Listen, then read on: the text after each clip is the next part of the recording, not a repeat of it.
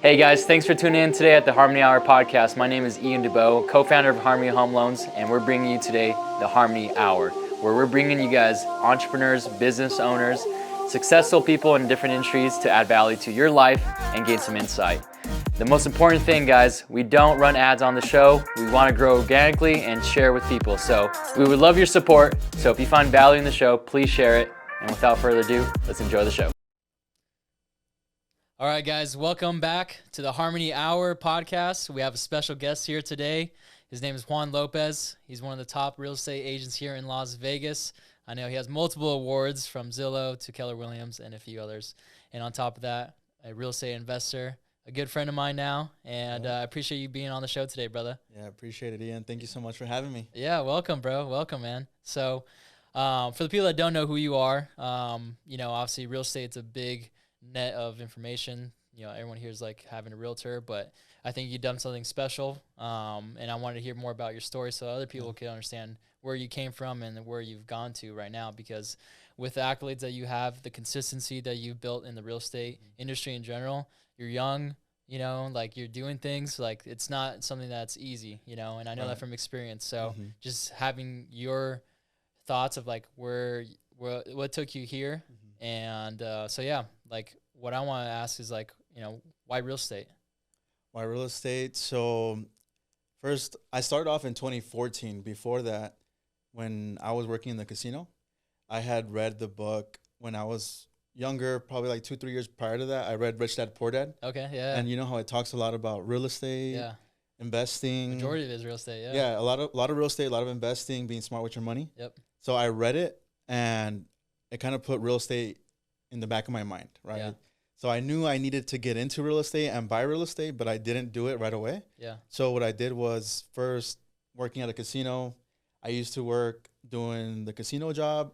I was cutting hair, barbering on the side. Oh, damn. And I didn't know that, yeah. Yeah, and then I got my real estate license to do some extra income. So just do like some deals here and there. I didn't think it was going to turn out to be what it is now. Yeah. So what got me into it was that book. And then after that, once I did it part-time, I saw the opportunity that I was kind of missing out on by being at work. Yeah. And then I eventually was able to transition full-time and just, focus 100% on real estate. Yeah. No, that's crazy. Well, let's talk about that, because like going in, number one, reading a book to then transitioning, I know that feeling, 10X rule is a big part of my like decision of going to entrepreneurship. So Rich Dad Poor Dad, like besides the real estate, like what made you decide to like get your real estate license and that be the avenue? Because there's so many ways to take it, right? Yeah. So like what made you get your real estate license? So it had to be like my home buying experience. So I bought my first house when I was 18, because I had worked 18. I had worked from 15 to 18 at JCPenney. So 2-year work history. So I had the 2-year work history. It wasn't a lot of money, but I had at least that 2 years in order to qualify for something. So then I started applying for my loan. And then after that, my realtor was actually, my mom cleans houses. Yeah. So my mom happened to clean this realtor's house. And she's like, oh, I know somebody that can help you. Yeah. And so that realtor, her name was Norma. And she had a really nice house over in, what is that community next to Cadence? It's like a Spanish style community. Spanish Trails? No, next to Cadence. In Summerlin. No, that's in Henderson. Tuscany, correct. So she had a really nice house in Tuscany. And so when I would go to it, I'd help my mom clean the house. Yeah. I'm like, damn, this is a nice house. Yeah. Like, what does she do? It's like, oh, she sells houses. So I had already read the book, so I kind of had that already as like an avenue that I wanted to go to. Yeah, like and this is it. And then I see her house. I'm like, damn, she makes a good living. Yeah. She's been doing it a long time, right? Yeah. So she has tons of experience already. And so she ends up helping me find the first house. And then, the experience was good. Yeah. And then once I buy the first house, I'm like, I feel like I can be an agent. Yeah. So from there, I ended up starting real estate school while I was still at the casino. And doing barber. And cutting hair at night. Yeah. So I would work in the casino 9 to 5 and then come home. And then from 6 to 11:30, depending on how many, I would just cut hair all night. Yeah. All afternoon. Hustler, bro. Dude, yeah, Hustler. that. And I was selling shoes on the side. So like I buy and sell Jordans. Yeah. So then what I did was I would buy Jordans at a discount, Yep. sell them, and then make 100, 150 a shoe. So I was doing multiple things. Whatever right? you could get your hands on, you're trying to get your money. I've always been like that. Yeah. So like I've always been like, where can I make some money? What can I do to increase my income? I've never been the type to be like complacent and just like, oh, this is it. Yeah. Like I like to find new ways to be able to, get ahead in life. Yeah. So I was doing all those things, and then with Norma, the realtor, like kind of sparked my interest. I'm like, let me see what this is about. And then I ended up starting my real estate school. It only took me 2 times to pass my test. Okay. Which is cool because like I have friends that literally it took them 8 to 10 times. Yeah, bro. It's a tough test. I never took that one. Like, we talk about the mortgage test being like more difficult. Yeah. We always say that. I've heard that. Yeah. And it's I failed the first time. Second time I passed, but I did an immense amount of studying. I was in college at the time, so like I was like in the study rooms in college. Like I know dropping out but studying for my test for my mortgage test. And like Nick. Nick, he, I think he did it 7 times. Really? Test. And bro, he's a smart dude, man. Yeah. Yeah. Well, for me, it's just always been studying hasn't been my strong suit. Yeah. But I'm good at numbers. I'm good at math. Yeah. So like that portion of it was pretty easy, but it was just like the way that they trick you. Oh yeah, they trick you for sure, bro. In the wording of the questions is just kind of like, wait, I think it's this, but the way they worded it, you really have to understand. Throws you off. Yeah. It throws you off. So it's a tough test. Yeah. But so I ended up passing my test.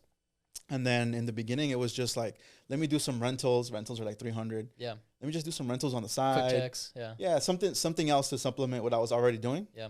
And then once I finally sold my first house, I was probably like 6-7 months in. So How I was big doing. Was the check? Well, it wasn't that big because at that time I was paying my broker 50-50. So it was like. But still, it had been like the largest check you ever had. Yeah. No? Well.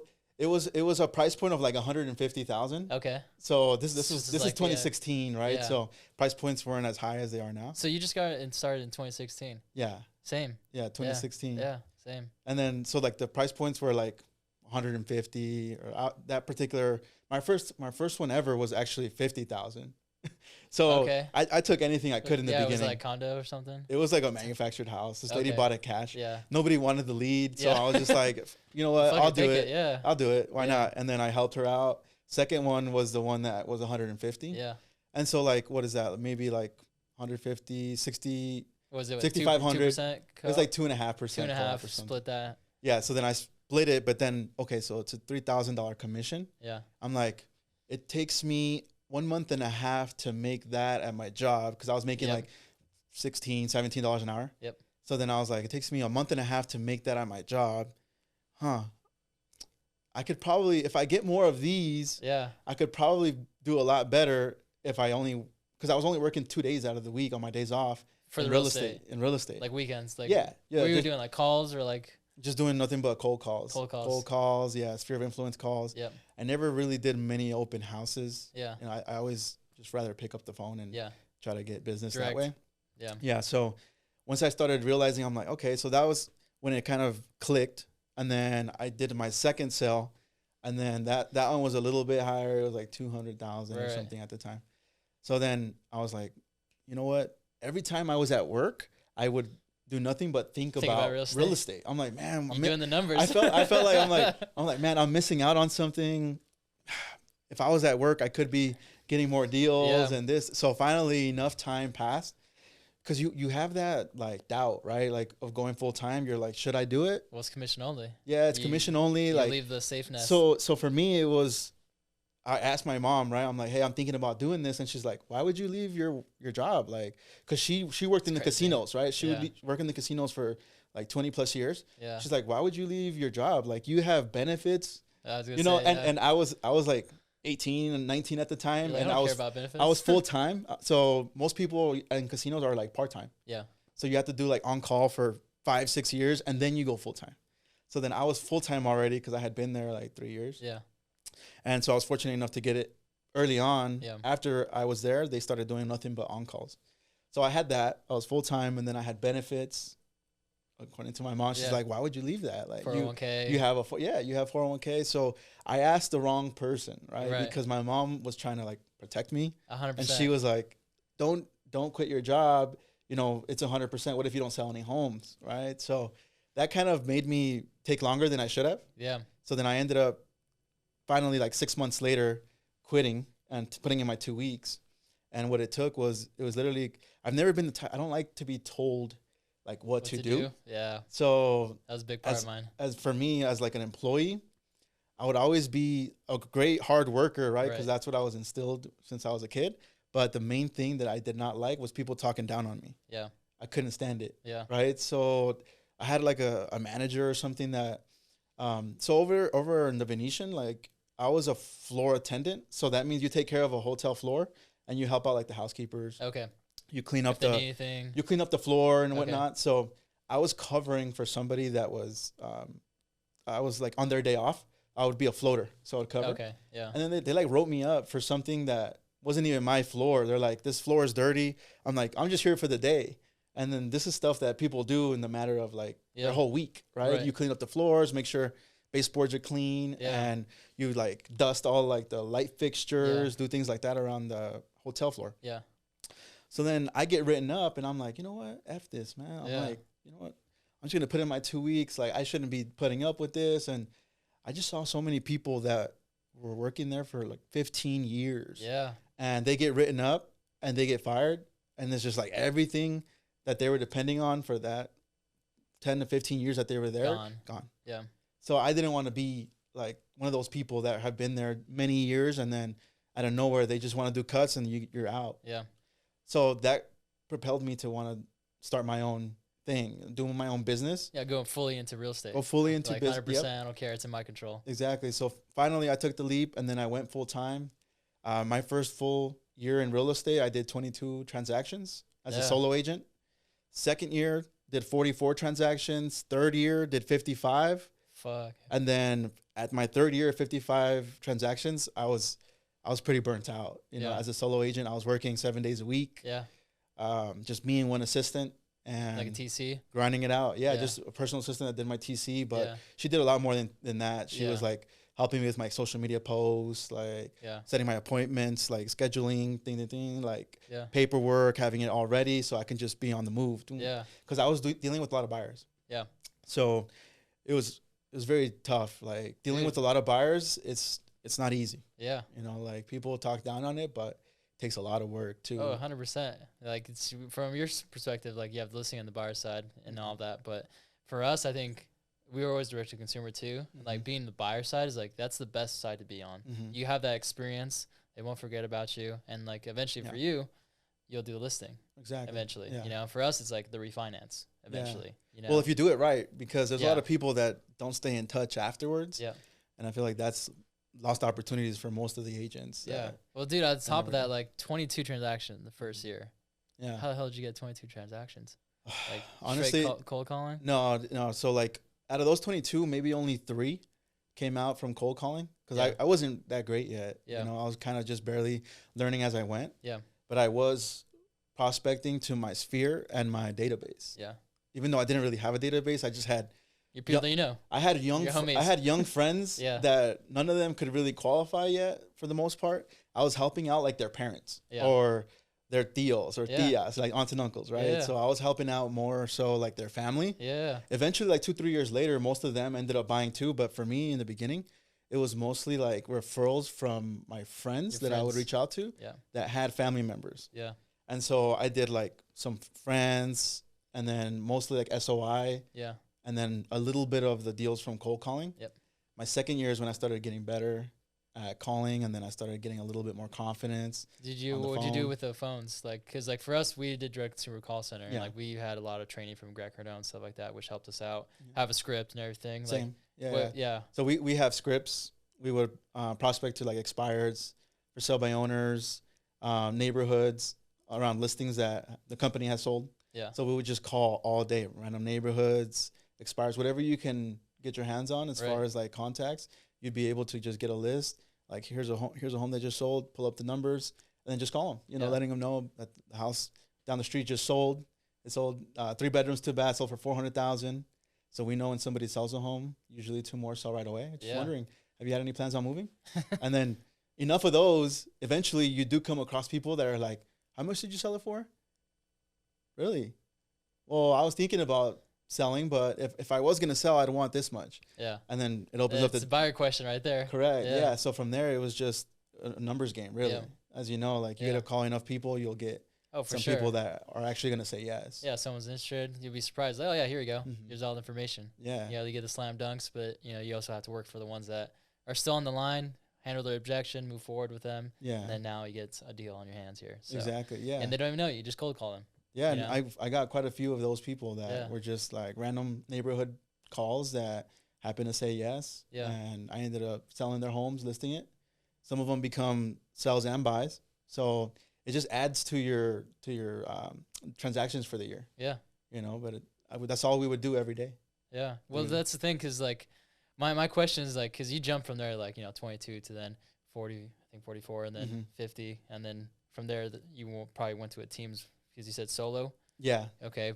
Before you went to a team, then what do you attribute your success throughout those first 3 years? 3 Was it? years. Yeah.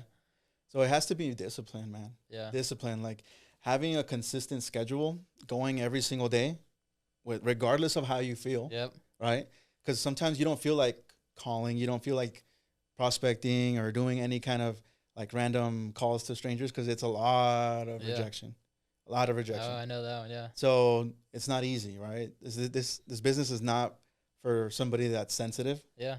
So I have a really strong mindset. Yep. And I'm determined to get what I want. Yeah. So for me, I was able to push through and just show up every single day. And I still show up Yep. every single We're day. here at Labor Day, man. Yeah. And we were exactly, just talking about it. Yeah. exactly, dude. So for me, it has to be the discipline Yeah. and the mindset, right? Because I don't let little things get in my way. Yep.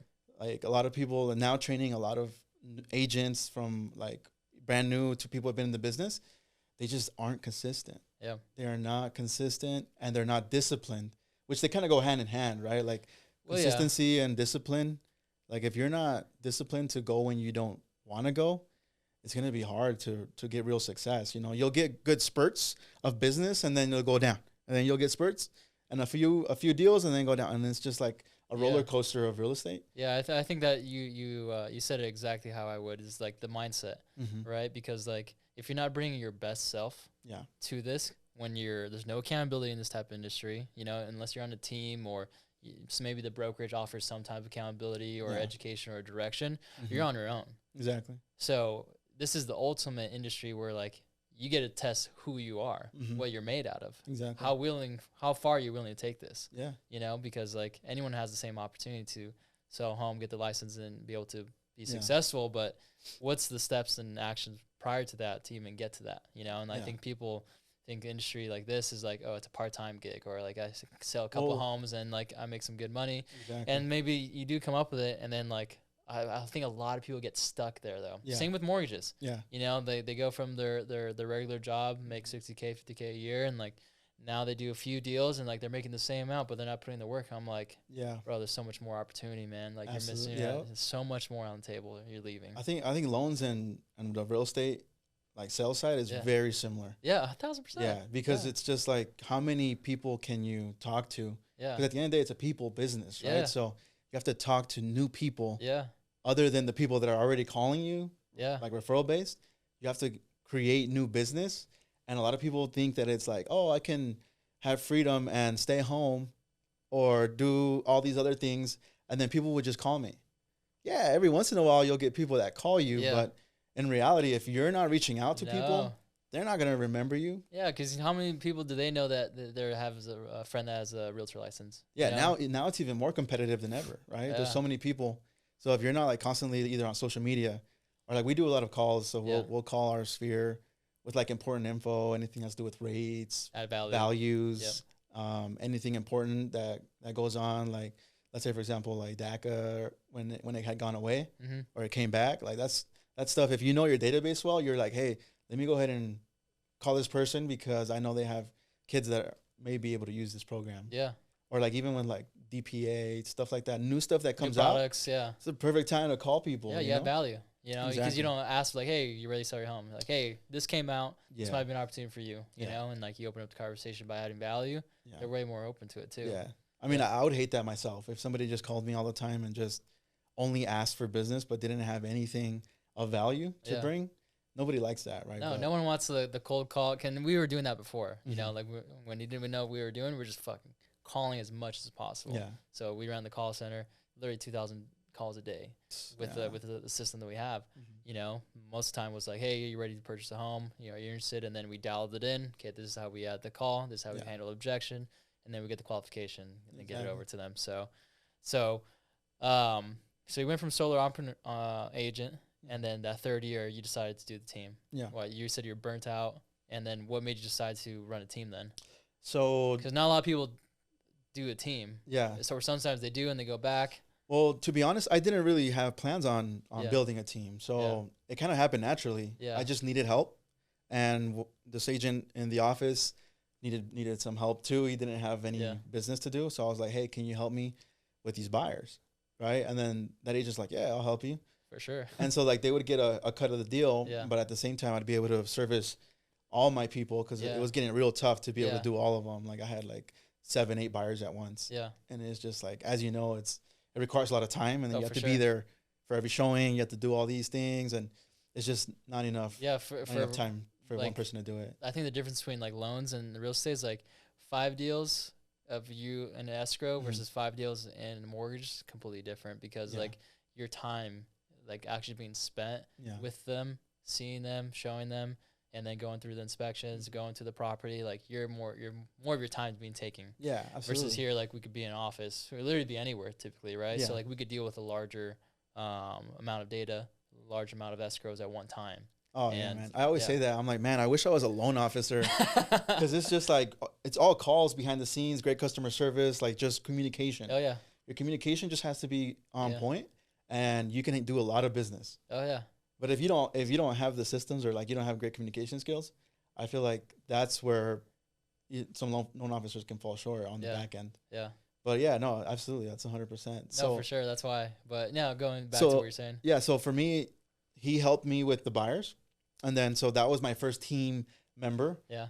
And then from there, I ended up interviewing with Keller Williams, and then they had like a whole system around teams and everything. Yep. And so in the beginning, I was kind of like opposed to starting a team. I'm not gonna lie, I was opposed to it because I'm like, all these people have to get 10 people together to do my same production. Yeah. Because there was like 10 of them doing like 60 deals. Yeah. And I was doing almost 60 by myself. Yeah. And like it was more of an ego thing, really. Yeah. I was like, they have to get all these people to do the same amount of business. I'll do this by myself. Yeah. So I had better. I had that one showing assistant, and then over time, like the more that I learned about the team and leverage systems and all that comes with the team, like the accountability, all that stuff, I learned as I went, like for sure. It wasn't something that I was like, I'm going to build a team. I just happened to get like another agent that just got his license. He was actually referred by another real estate agent. So his friend had a real estate license, and because he wasn't like too sure on how to train him, he's like, hey, go call Juan, like he'll be able to help you get started in real estate. He knows what he's doing. Yeah. So then his own friend that's an agent referred him to me. That agent ended up coming on board, and then I had 2 people. Yeah. So then we started up the little team, and it was cool. Like it was. And did you know what like to do to like, cause like same thing with us, like when we were hiring people, Yeah. I had no process of hiring, like no Same. training, Same. I was like, you want to join the team? All right, you're on. Yeah. I had no kind of hiring process, nothing. Yeah. Now I do. Same. Like I'm very picky with who I decide to bring on. It matters because like you probably dealt with by dealing it that way, like Yeah. hiring anyone that came just to help you. It's so much time involved on a particular person, and if they're not They'd the right fit, leave. they're not the right fit. Yeah. They don't work out. You lost money on your production, your time that you could have been, doing more business. Yep. So I'm very protective of my time now. Yeah. As you should, because like now, like it's like you're making moves that can make a decision for the next 2 to 5 years. Because now you see a long view. Yeah, right. absolutely. It's before it's like you're just acting as like things happen, right? Because you're just like going. Cool. Make a decision. Don't know what's gonna happen with it. Exactly. I'm gonna go back to it and deal with it if I have to, right? But now it's like more methodical. This process of it all is like handled. Yeah. Now you can make those clear decisions more. Exactly. Yeah. And the cool thing is like Keller Williams does have like a business mentality, right? Oh, for sure. Instead of before. I've been to one of their events, where it was open to anyone, I think. Is it here in Vegas? It was here in Vegas, yeah. It was back when I was in college. At Dragon Ridge? Yeah, the one in Harrison. I think they have the workshops and stuff. They had a workshop. I did it with Terry and Rick and Terry? Yep, Yeah, Rick and Terry. That's where I'm at. Yeah. And I remember I was like, it was a great event. You know, I know Bree because I went to college with her. Oh, okay. Yeah, and yeah, so like I remember Keller Williams being like, oh, they have a lot of things going on here, so that's cool. Well, the main difference is, so back when I was at my previous company, I was just a highly paid salesperson, right? Yep. That's all I was, because I would make a lot of money, but I was just a salesperson. Yeah. Now I'm more of a business owner. Yep. So now I have people that I hire. Now I have, people that help me leverage wise, sales agents, marketing. I have to do a lot of different things. Yep. But we at have the same departments. time, yeah, you have departments, but now you're a business owner. You got to think like a business owner. Yep. Don't think like a salesperson. So I've developed a lot in that way, where I have more of a business mentality. Yep. Through, learning a lot about the Keller Williams models. Yeah. And, what works, compensation for different people, how to go from like 50 to 100 to 100 to 2. Yeah. Because you're not going to get there alone. Let's be honest. No, for sure. Like, if you want to get to 200 to 300 deals, you have to have leverage. Yep. And you have to have systems. You have to have people. Yeah, it's business, man. Yeah. That's a huge business. So that's the biggest mindset shift. Yeah. Because like even same thing for us, because like when I got licensed, like I was like, cool, I just need to make sales, right? Mm-hmm. And then it was all about me. Exactly. I just posted about today, like what I went through like earlier. Mm-hmm. I was like, cool, I got myself a car, or like I got this for myself, and like I was the guy that was winning just because I was a salesperson that was just doing my job and doing it right. Mm-hmm. And then from there, hiring people, having responsibility, and then like, okay, like these people actually depend on me. Right. How can I actually give more? And then like my intentions were always good, so like I always think about things that can make this easier for them, faster for them.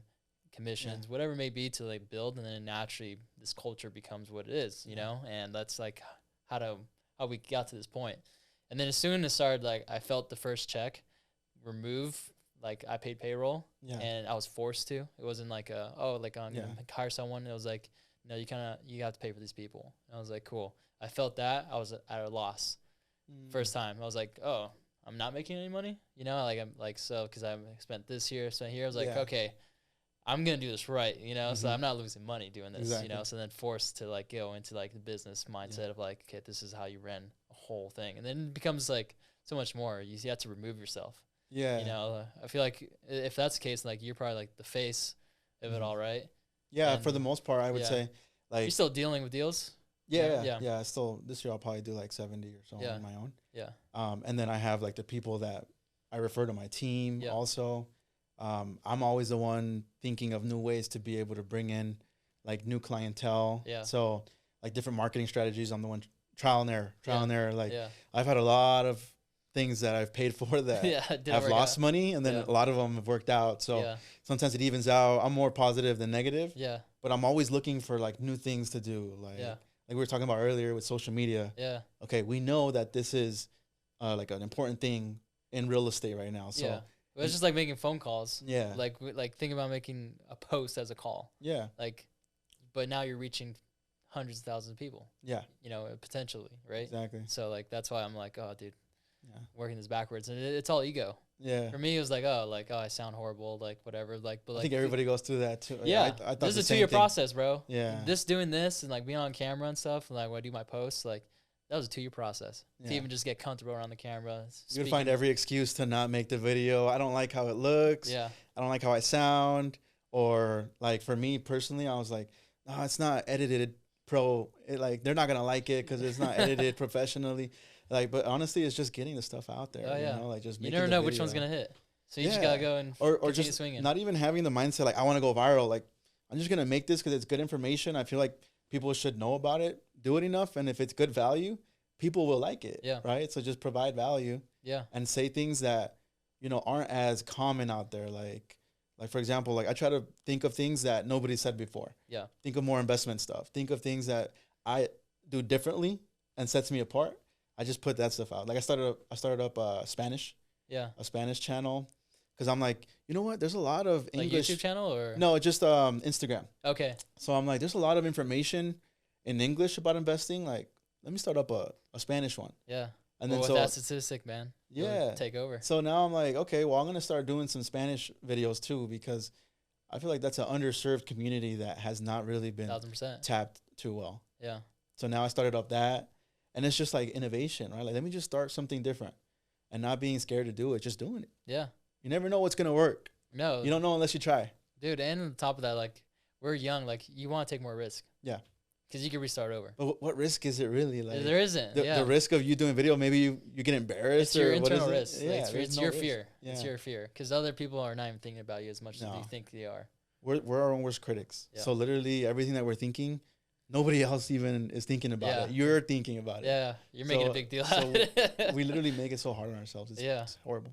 Well, dude, like, you've had a tremendous amount of success in real estate, and a lot of people try to even accomplish that, right? You Mhm. said 7 deals personally. Like, people struggle to even like do one deal a month. You Yeah. know, like, what do you say to those people, like, to be able even just to like get out of their own way to like be successful in the real estate career? Because it works for mortgages too, Yeah. and you apply for anything at the end of the day. Yeah. I would say treat it as an actual career. You know, don't do it part-time or Yeah. think that you're going to be able to put part-time efforts and get like all this success. Yeah. You literally have to show up for yourself, right? Yeah. So show up in the morning, practice what you're saying, role play. Show up, make your calls. Show up, make your videos. Show up and actually do the work. Show up to your appointments, like improve. Personal development has been huge, right? Massive. So like if you're not constantly working on yourself, like developing mindset wise, Yep. developing skills wise, Yep. I got marketing, chills, man, 'cause marketing it's wise, so important. marketing is important too. Like, hey, how can I put myself out there more? What can I do? That's the right? biggest mistake I've made. Yeah. I made sales under the number one priority Mhm. over marketing. Yeah. And then, because we went to like, educating ourselves, went to different events Yeah. about marketing, sales, and like, we just found out that marketing trumps sales so Mhm. much more.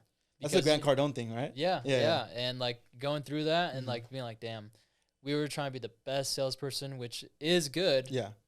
Individually, You'll do you still need business. those skills. Yeah. You still need those skills. Mhm. You can't just go up there and like think you're gonna rock the world and you don't have the skills to accomplish that. Because you can get the clients from the marketing, but if you're not a good salesperson or don't know how to convert the leads, it's for nothing, really.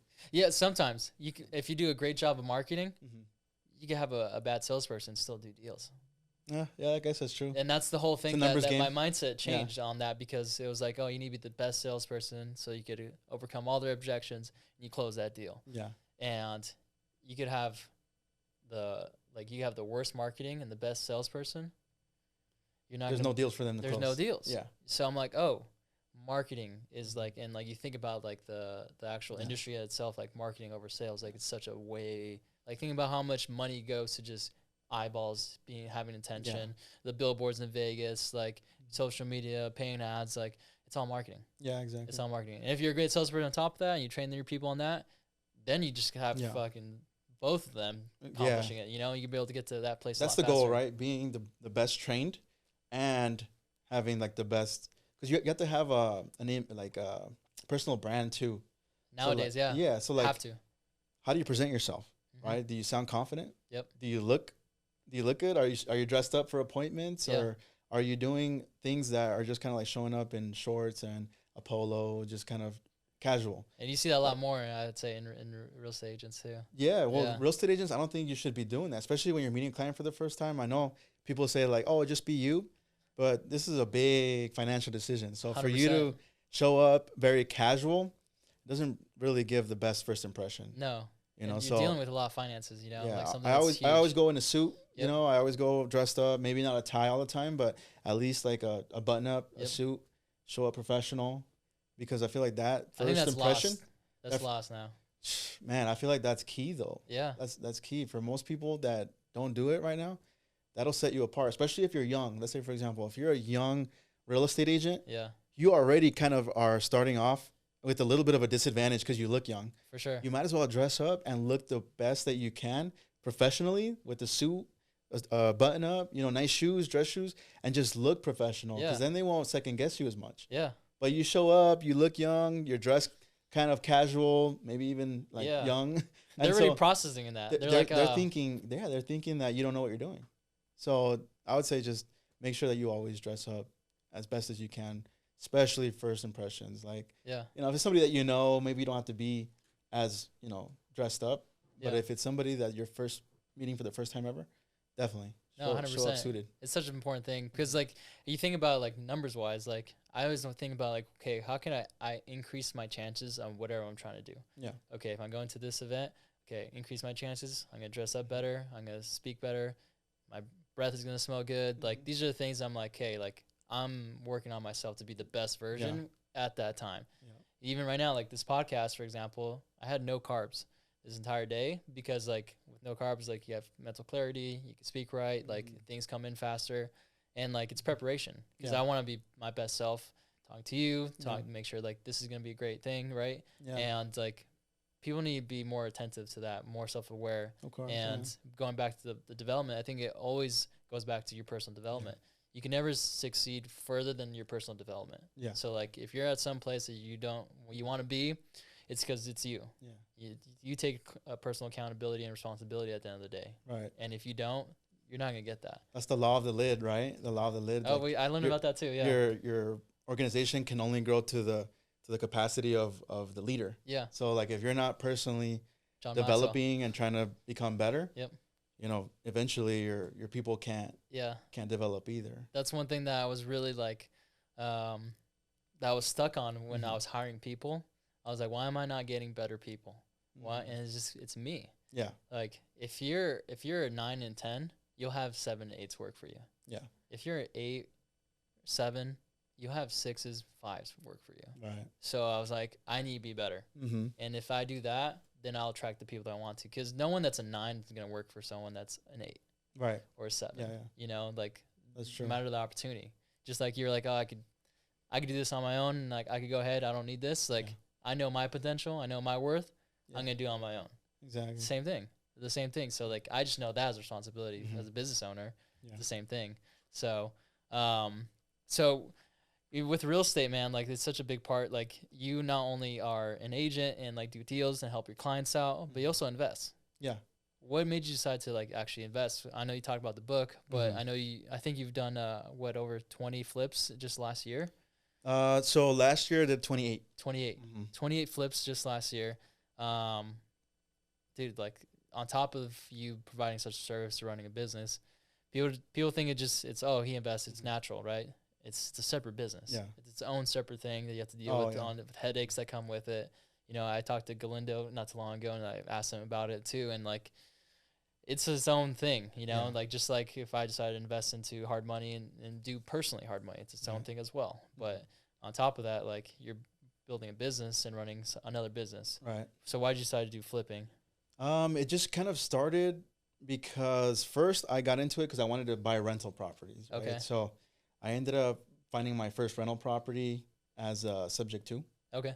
So I ended up spending like $30K, took over somebody's mortgage. Yep.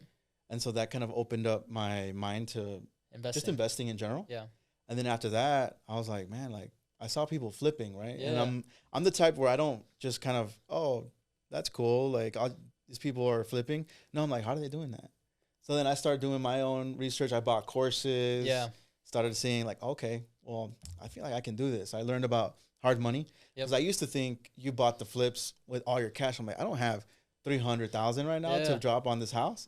Plus remodeling and everything. I don't have that. And money. You were thinking that as an agent. I was thinking that as an agent because I didn't know. That's any massive. Better. Yeah, I didn't know any better, right? So then I started learning about hard money. I'm like, okay, you only need 20%. Yep. I could do that. And then the rehab, I could finance that. Now even 10. Yeah. So then now I get it at 10% down, but that really opened up my mind to be able to buy properties at a discount because I would see them, but I wouldn't know what to do with them. Yeah. Right. Because I was like, I thought you had to buy it cash. Yeah. So then I learned the actual investment side of it. And then I ended up buying my first one. The first year I only did maybe 2. Yeah. But then I started getting more serious about it. And then I started actually looking for them. And I'm like, you know what? I'm going to focus on finding flips. Yeah.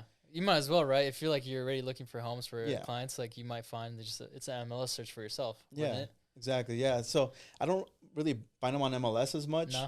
I usually find them through, like, relationships with people that I know. Okay. Sometimes if they have a deal that they can't take down, they're like, hey, you want it? Yeah. I'm like, hell yeah. Like, I'll take it. Yeah. So then I'll just buy it and then fix it up. So I use all hard money for those. Yep. And then hard money helped me be able to leverage. So I was able to do, like, way more from 2 1 year to, like, 7 8. And then the year that I focused on doing it, it actually, like, grew to, like, 28. But the thing is, it's a lot of management. Yeah. So do you manage that, or do you have someone now? Yeah. So I was doing that. So I have my real estate business. Yep. I have my flipping business, and then I have my Airbnb business. Yep. So I run 3 businesses. Yeah. And How many people? Like, so my Airbnb, it's just like myself and my girlfriend that Okay. helps me run that. yeah. But like, you'd be surprised. Airbnbs have so many issues, from the AC stopped working to there's this leak to the pool needs to get replastered. Yeah. The pool light stopped working. There's so many things that go wrong Yeah. in They could Airbnbs. damage the property. And I'm managing like 8 of them. So a lot of times I'm losing a lot of time fixing little things. I don't do it myself, but it's just like meeting people out there. Yeah. Or like finding out, hey, can I pay for this? And then so like those decisions take up time, Oh, for sure. because I'm trying to get 3 different estimates, making sure I'm not getting fucked over. Bro, and you got 2 other businesses you're running. So then like there's a lot of time. So with the investing part of it, the reason that I stopped focusing on that is because when I'm doing my flips, I kind of lose a little bit of the retail side of business because I'm focusing on the flips, Yeah. right? So sometimes what would happen was like the contractors would take 2-3 extra weeks, and as you know, time's money. Yep. Things go over budget, problems happen. Like other problems that come up are like permits not being pulled, and Yep. it's a lot of things that consume your time. Yeah, it weighs you down. And so I started kind of weighing out the pros and the cons, and I'm like, I feel like I need to spend more time and effort on my retail and my team this year. And so that's why I kind of took my foot off the gas on the flips, Mm-hmm. because I noticed that I'd rather be able to focus on the actual retail side, because I would make more money Yeah. with less money going out. Because Yeah. flips, it takes a lot of money, Oh, yeah. but you make money, right? So it takes money to make money. Yeah. And I'd rather not have to deal with a lot of the stress of the contractors, man. Yeah. Honestly, contractors are probably one of the hardest things to deal with, Yeah. because a lot of them, That's you know, the they either people. lie, you know, they don't do it for the price that they said they would do it for. They put the wrong things in properties, and there's a lot of Oh, stress. bro. I can't imagine just Yeah. one, right? Like, just Yeah. one of that, and, like, now you 10x that. You have Yeah, 10 properties. When I was that. doing like 3 to 4 at a time, it was pretty stressful. Yeah. So at some point I had to pick, do I want to live like this, like super stressed out, always being, because I was always angry at like things that came up, or people that wouldn't do what they said, Yeah. or didn't show up, or like just random things. Yeah. And it stresses you out. Oh, for sure. So it's just You like, carry the weight. at the yeah. end of So the day. I'm like, you know what? I'd rather not even deal with that, and I just focus on my real estate business. I'll do flips as they come, but it's not like, But you I still want need to to. invest. yeah, of course. Yeah, Yeah. so like investing, like now, are you taking that to a different direction then? If like obviously Yeah. your retail and like making sure your business for that is always coming Yeah. in with your people or yourself. Now you take that money, Mhm. you're not flipping it, but you can still park it obviously in real estate and other avenues too. Yeah. You know, that's where we started to actually look into real estate syndication and like putting Mhm. money into apartments, putting into commercial buildings Yeah. where it's not as tentative with like Your dealing with time. everyone. Yeah, you know, and you know they call it passive to a degree. I think Yeah. everything is somewhat passive. You get a check every month, but like you still have to deal with a large scale. But you know, from what I saw and talking to other people, is like you have a management company, Yeah. dealing with a lot of it, right? And like versus like you dealing with it, you Mhm. know. So then that's still being built. You're still working on your Yeah. business. Yeah, the syndication part is interesting. I see Yeah. a lot more people doing it. Yep. But for me, I was like, in my mind, I'm like, okay, if I have 50,000, I can put that into a flip and then probably make 40,000. Yeah. So like my ROI is like almost 100. Yeah. So that's why I'm like, okay, I'd rather do that, but it's good to do some of the like the passive stuff too. Well, it seems like you might just need someone that's like just running that portion for Yeah. you. And that probably has to be like, okay, how many flips does it take to where like I could pay someone to manage it all? That's the goal, right? Yeah. So now what I'm going to be doing is more of like a company, a separate company that finds off market deals, because it'll be like a 2-in-1. Yeah. So I could either fulfill my investing side Yep. of the business. If not, it might be a listing. Yeah, So for I sure. can definitely do that. That's Yeah. easy, right? Listings. So for me, my next step would be getting somebody to help with more of the investments. Yeah. So that's definitely something that I do want to do, is get more into like investments, more rentals. Yeah. So like right now I'm currently at 9 rental properties, and then my personal, but I want to do more investments that are passive. Yeah. I like the Airbnbs because of the cash flow, but eventually I do want to get into apartments, kind of like you. Yeah. Yeah. Dude, That would be like the next step. yeah.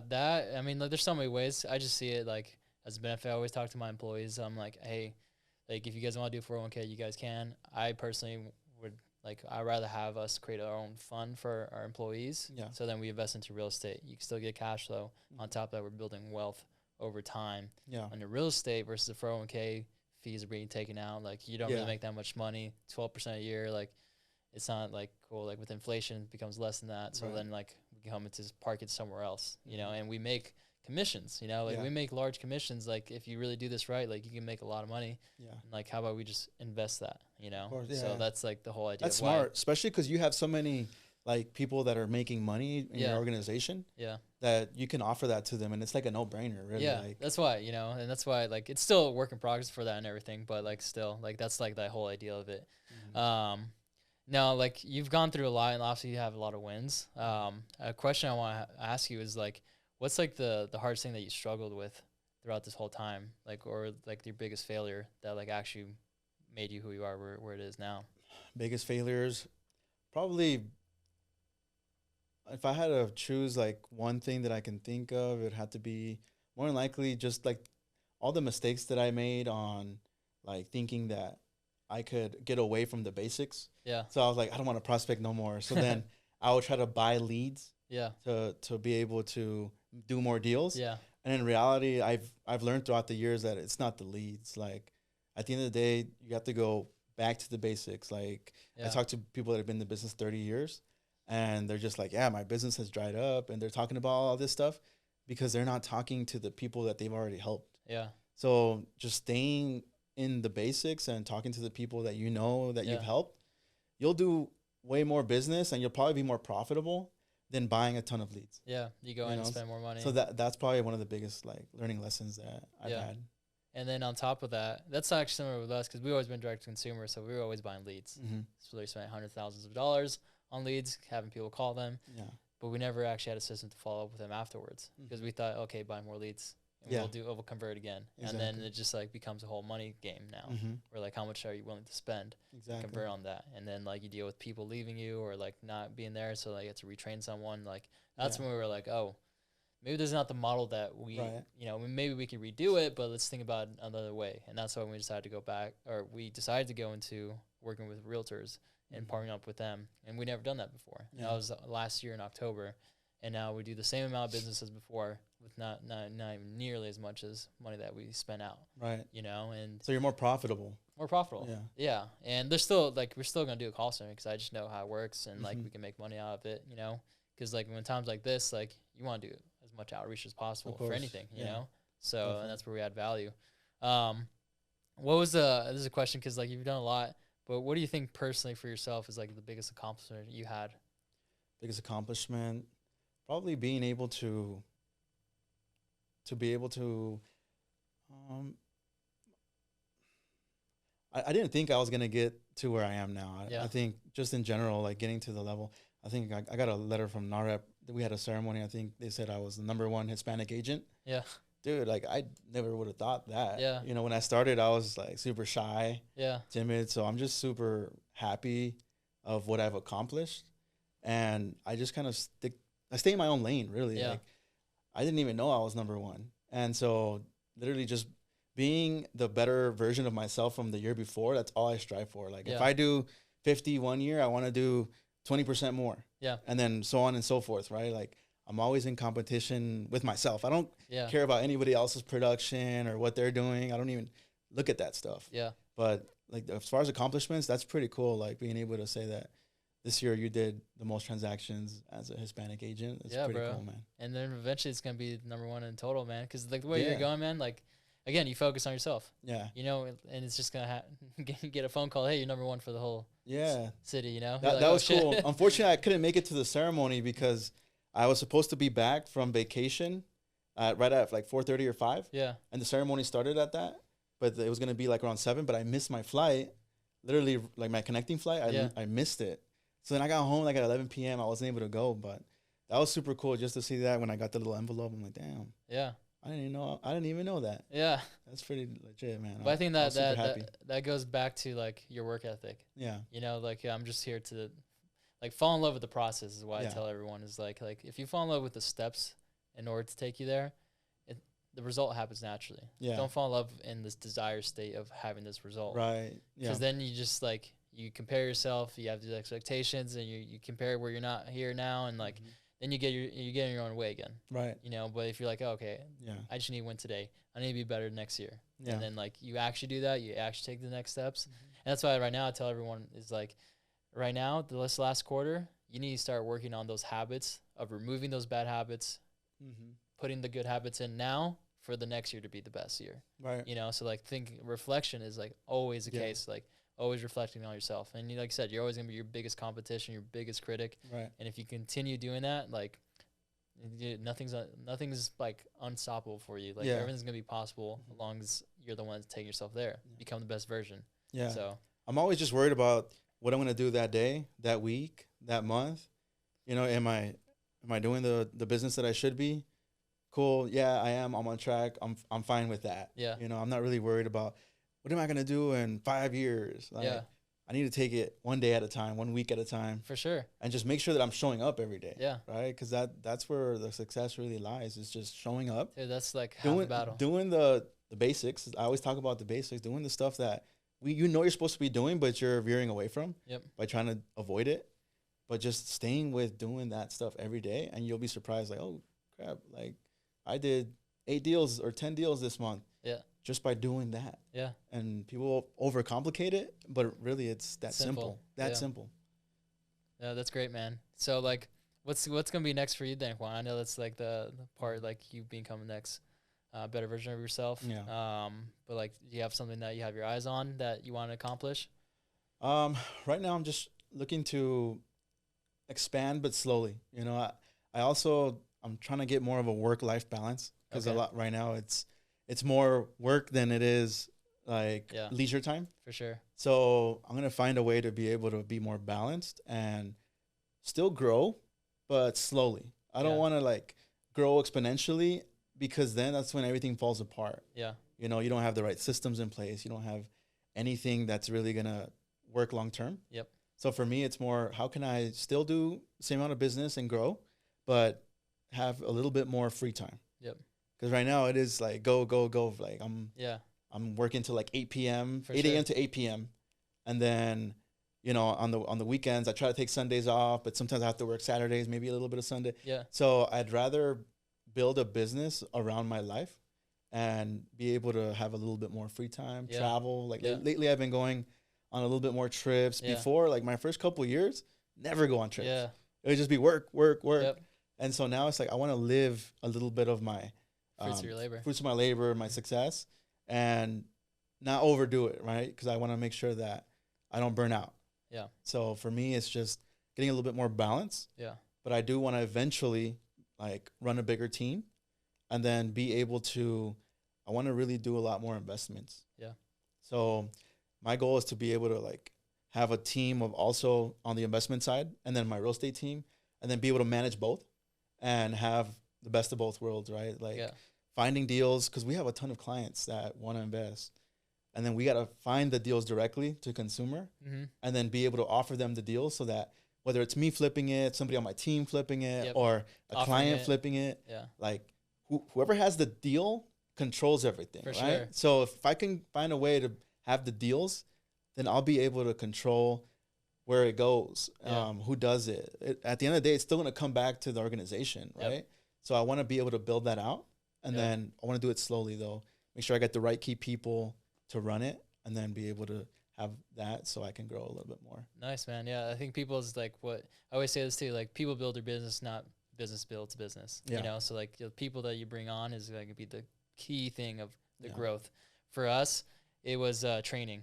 So like you talk about training, like you gotta think about like duplicating yourself. Right. So like right now we're going through a process of doing an online training platform where me, Nick, and a few other people are going to be training virtually to then pass out over to other people. Right. So then like from sales calls to phone calls, how we do this, how we operate, these are the steps. Yeah. Also, you still have to keep them accountable doing those steps, but the information is now there.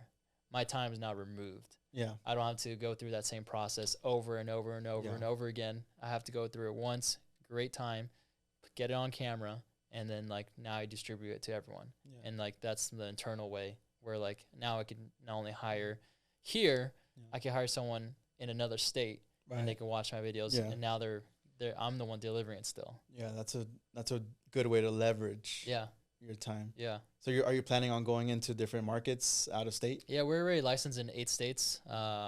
California's about to come up. We just got Colorado. We're in Florida. We're in Texas. We're in Washington, Oregon, Maryland, and we're gonna be nationwide. You know, that's the whole goal, is to be nationwide. Maybe not New York because it's like a strict state and stuff. But yeah, we're nationwide, 100%. And then like we want to go and put our flag at other places. So like Texas and Florida is like on our radar. Arizona too. So like we're looking to hire someone that's going to be able to build a branch out there and then take our name and provide the services and then expand that way. But we need to be able to still deliver how our culture is and everything in that way. So like it all starts with like the small steps of the onboarding, the training, the accountability, to then deliver that, you know? So yeah, because a lot of people try to expand in different markets and then don't really have systems. Yeah. And then they'll end up losing the people and then for they sure. lose the money they invested. Yeah, no. We've always been internal, but nationwide because we could call anywhere. That's the beauty of mortgages, I would say. But besides that, like we want actual people there. So like how do we take what we have here and duplicate that part? And it's going to be, we never done it before either. So it's going to be work in progress, right? But like I know like these are things that we need to have in place at the least, and then we can move forward. You know, everything else we'll figure out as we go. What would you say sets you apart from other loan companies? Man, other loan companies, I've been at other companies and, you know, I've seen their systems and processes. I've seen how they operate. I think the biggest thing for us realistically is going to be our leadership and our people, because like we are also loan officers. We understand how the business works from the front end and the back end. So for us, like we made that and optimized our company around that, the loan officer, the client experience, you know, and having the actual service involved with that. So like when Harmony, like anyone thinks about Harmony, we want them to think speed, service, technology, you know, and like that's what we deliver on each file, each client experience. And if we could just do that, again, go back to the simple things, not like an outrageous thing, you know, we're not spending thousands of millions of dollars on advertising to people to know who we are, but we are getting referrals. We are getting people to know who we are. In less than a year, people know already our company. Right. And we've been doing this for 7 years. So like imagine the next 7 years of the other side of that, you know? So like for Harmony, it comes down to our people and just delivering a great experience. Like we have to deliver a lifetime experience. That's the whole goal. If that's the whole goal, everything else, we figure out how we could tie that back in to creating a lifetime experience, whether it's our employee, whether it's our client, whether it's our partners, you know, like how are we delivering a lifetime experience? And if that becomes the mission, which is part of our mission statement, then everything else falls into that. And I don't think there's enough companies, even mortgage companies, that have a mission of what they actually, like, why do they exist? You know, it's like, okay, I'm just trying to make some money. Yeah. And that becomes so little. That becomes so small-sided of, like, what the bigger purpose could be. And, yeah, like, I don't see anyone else doing that. Making it more about the customer. Yeah, it's everyone that deals with, like, okay, anyone that comes in contact with Harmony, what are they doing? Because it's an energy transfer. It's, like, it's everything, like, how we act, you know? So when you think about this company, it becomes not about me, Ian, and not about Nick. It's, like, Harmony as a whole, like, that's what we want you to think about. You know, and my goal is to have a household name of Harmony, you know, and, like, you don't do that by just thinking, okay, I'm going to make money just doing this small thing here, you know, and, like, I think a lot of companies do that, or, like, they pay to, like, get leads or, like, get paid to, like, get partnerships and stuff like that.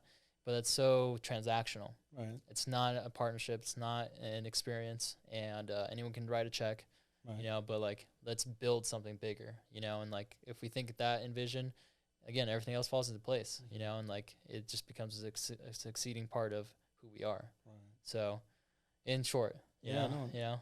I could tell, like, there's a difference between, like, when I come to your office and then I've been in other loan companies. It is the culture. Yeah. I feel like your culture, your culture is different. Yeah. It is more, like, modern. Yeah. You know, like, you have a social media room. You have, like I heard your plans with the gym and all that Oh, other yeah. stuff. Like, dude, that's pretty cool how you're building your company around Yeah. your values. Yeah, for sure. You know, and like, and it might not stick to some other people, and that's okay. You know, Yeah. like I'm looking to attract the people that are going to be part of this, Mhm. because that's how we're going to get to the destination, Mhm. right? And it's always ongoing. But yeah, you know, we're as a, like I said, as an industry that I think is still in the stone age. Like, how can we make this something that's new, fresh, get people excited, Yeah. and get people educated? You know, because there's such lack of education, Yeah. such lack of empathy in regards of a home buyer Mhm. buying a home, getting them educated to invest. I tell everyone, like, you got to invest in real estate. You know, Yeah. like it becomes so much more. Before it was like, oh, I need to sell this product that I don't even know how fully it works, Yeah. but I'm trying to get a commission, and then becomes, oh no, this is such a bigger vehicle than just like getting Yeah. paid. It's like I could help someone like make, like I've seen my clients Yeah. make so much money, get out of debt, like sell their home and like fucking make a lot of money, Yeah. you know, just because they bought a couple of years ago. I'm Mhm. like, you guys need to buy, you know, and it's not like '08 it's going to happen like that again, because like there's so many regulations involved. We have to actually get someone qualified. It's not that anymore. Yeah. There's a lot more, Oh, a yeah. lot more overlays. A Yeah, lot there's more parameters, rules. you know? Yeah. You got like rails, like you have to follow within these guidelines, right? It's not like everyone gets a loan, right? So Exactly. with that, like if you could qualify, you like get a home, you know? So it becomes less about me, it becomes more about them. What about, like, let's say buyers right now with the rates being a little bit higher? Yeah. What are you telling your clients that are saying, oh, because the rates are so high, I don't want to buy. I don't want to buy right now. Payments are too high. Yeah. Yada yada. No, it's a great question, you know? Like it just, where are you getting that information from? Mm-hmm. You know, do you feel like that's an actual like thing that needs to happen? What if you weren't qualified before and now you are qualified? Do you think you should buy still? You know, I asked them like, okay, do you plan to like rent the rest of your life? Yeah. You know, okay, well, 100% of rent of interest in rent is that. How about 7%, Mm-hmm. 6%? Doesn't matter. You're buying into something that's invested into yourself. Mm-hmm. You know, and if you don't want to do that, then go ahead, pay the big man that you're paying right now. Right. You know, and like, it's just like everyone's gonna be a little different, Mm-hmm. but like you just have to. What I think sales is now is, from before it was like, oh, I need to say this to get this result. Yeah. I'm like, no, it's about, if they knew what I knew, Yeah. they would buy, Right. regardless of interest rate. Yeah. If they knew what I knew, they would buy. So it's about giving my perspective Mm-hmm. and translating that to them, communicating that to them to understand how I think about it. Right. Okay, this is the way, okay, that's how you say, okay, this is how I think about it. Right. You know, you're going to buy this thing now, we're going to refinance when the rates do drop. Regardless, you're getting a price now that you might be able to still get credit for. You're getting less out of pocket, Mm-hmm. and now you're going to buy this thing at a discounted price. Because guess what? In 5-10 years from now, what do you think the value of this is going to go? Number one, do you think it's going to go up or down? Yeah. It's going to go up. Okay, great. So you're already making a safe investment that way. Yeah. So like now it's just about like whatever in mind, and if it's the first time home buyer, I'm like, dude, you're not gonna get your dream home the first Yeah. time. I feel like a lot of people try to aim for that, right? Like, oh, It's the expectation, you know, this isn't exactly what I want, but it's just like it's a stepping stone for Yeah. your next purchase, Yeah. right? Like this isn't your forever home. well, they compare. This is going to be your home for the next 2 years, maybe 3, and then you can either sell it or keep it as a rental and then Yeah. buy a second home that you like better. Yeah. But you have to make a little sacrifice in the beginning to be able to get the goal and the outcome at the end. Yeah, 100%. That's why it ties back in. Like, hey, what's the goal at the end of this? You know, Yeah. like they're just not educated, you know, and that's okay. That's our job. Right. That's why we get paid. Is Exactly. to get the education back to them and then make that decision. Sometimes they have to walk through the process with them, the first time home buyer, you know, and like, hey, this is why this happened. This is why this is happening. This is what's okay that this is happening right now. Like, this is actually a good thing, you know, and like, and it's not like me pushing a sale. It's me pushing them to like make that decision because Just I giving know them it's information. gonna, yeah, because like I'm like, dude, after this, like you're gonna be so in such a better place. Yeah. You know, like after you buy your first home, like then it's gonna be like, okay, let's do the next one. Mhm. You know, but we're not gonna get there unless you do this now. Right. Exactly. And then if you keep pushing it off, like you push everything else off, Mhm. dude, suddenly I feel like I'm a coach to them. You know, I talk Well, about life. I talk about you this. are, Yeah. because they don't know that. Like their parents probably don't tell them that. Their centers of influence probably doesn't Yeah. tell them that. Yeah. They're hearing the news. That's why one of the best advice that I ever got from my coach is don't watch the news, right? Like stay away from the news. Why? Yeah. Because news does what? Nothing but negative media. they make money on clicks. So what are they gonna do? They're gonna put things that are negative, that talk about the world falling apart. Like, stay away from anything news and stay only watching and reading and doing positive things. Yep. Like reading books or self-development, like we were talking about, or like what's the good that can happen. Everybody thinks about what the worst thing is that can happen. What about all the upside? Yeah. Nobody talks about the upside. They always talk about what could happen negatively. Yeah. Well, that's the world we live in. Like, what world do you want to live in? Yeah. You know, I'm like, I want to live in a world where like there's always upside. Yeah. No matter what's happening. So like, I'm always not looking at the negative side of it. Yeah. So, yeah, 100%, man. I think we covered a lot, bro. You know, there's like from your story, which is fantastic, man. Like being able to accomplish what you've accomplished in such a short period of time. And also, you probably look back at it at times, and I know I do. And we were only getting started. Right. You know, this is just a small step of like where we want to go next. Exactly. And, you know, because there's so much, as I find out, is like it's your potential that you're finding out. Oh, I have more potential. I have more potential, and I can see that, man. You have plenty of potential to still crush it. And I know you'll figure it out. Let me know how I can help in any way besides mortgages. Like, I want to be here for you. So, I appreciate you being on, man. I feel like we have similar mindsets. I appreciate you inviting me. Yeah, and like, where can people find you too? You know, the platform is for people to know who you are too. So Instagram's _ Juan Lopez, and then also on Facebook, Juan Lopez. I don't have a YouTube or anything. That's the next step. We're gonna help them out. Yeah, that's coming soon. But once I do, then I'll be able to plug that. Let's do it, man. Yeah, that's the next step then. Cool, man. I appreciate it, man. Thanks for having me. Appreciate you. Appreciate it, bro. Yeah, no worries.